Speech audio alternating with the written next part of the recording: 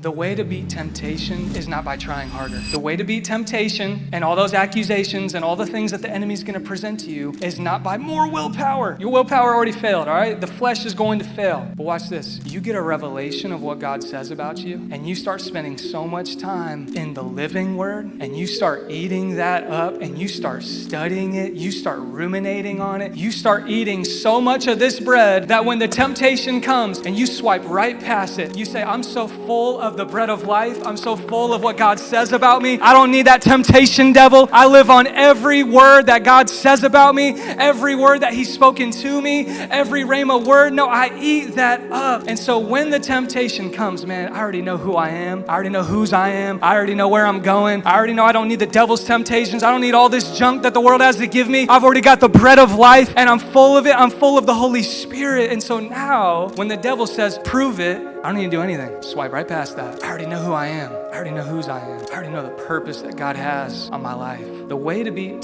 temptation is not just by you getting an accountability partner. It's about you developing intimacy with your Creator.